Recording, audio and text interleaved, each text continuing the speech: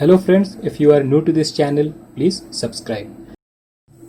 Today I will show you compile time polymorphism and runtime polymorphism in C#.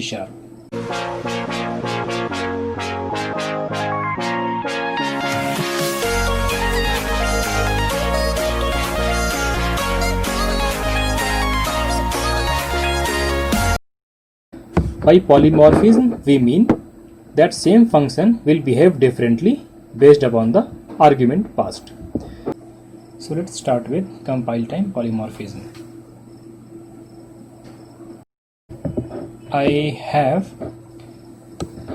a namespace called runtime polymorphism, class vehicle, and a second class car.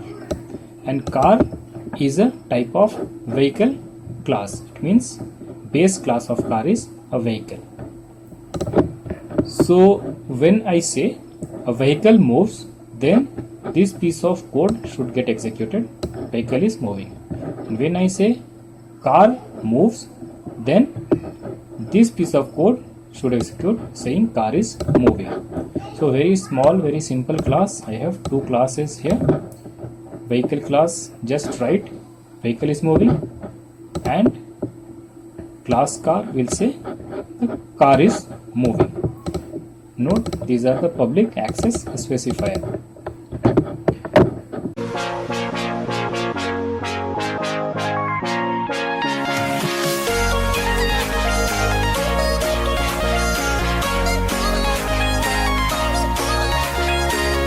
Now we are writing the runtime polymorphism class, which is another class from where the vehicle or car can be called as move. So I have a static void main, which is the entry point of the program. So now I have a car object, car1, which is a type of a car, and vehicle object, vehicle1, which is a type of a vehicle. So now car1 dot move, so it will call the car object to move, and now the vehicle 1 dot move will call the vehicle object to move. So now you see up to here it is still the compile time binding, so it is not runtime binding as of yet, because the program knows which object move is to be called at the compile time. So when I execute this program, let's build it first. So now build error is 0. Okay, so now when I run this program, it is saying car is moving and vehicle is moving. So here say car1 dot move means car is moving, and vehicle 1 dot move means vehicle code will be executed here on top, and it will say vehicle is moving. So it is still compile time binding. So how to make it runtime binding? So let's see, we will do it now.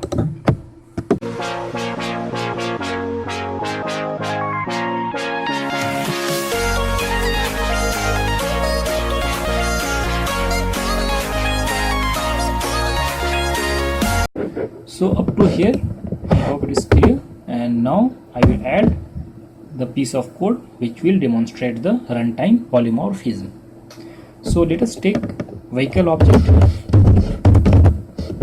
say it vehicle 2, which is a new vehicle.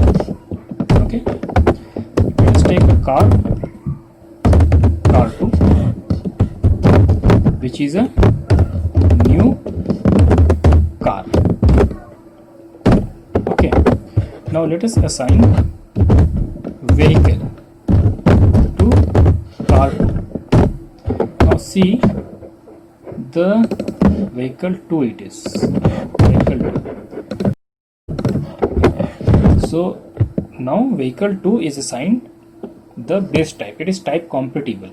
Okay, the derived class can be assigned to the base class. So car2 dot move, if I will say this, even though car2 will be calling the car is moving, okay, this will say car is moving, And now if I will say vehicle 2 dot move, what will it say? It will say vehicle is moving. Okay, so console dot readline, it is ready to go. The vehicle object is here, car object is here, so vehicle object is assigned the car object, and now car dot move will say car is moving, vehicle dot move will say vehicle is moving. So from this part to this part we will have to check after the read key. So let's build and execute this. Car is moving, vehicle is moving. This part was clear, we have already done. Now coming to the next part, it should say car is moving. I will press a key.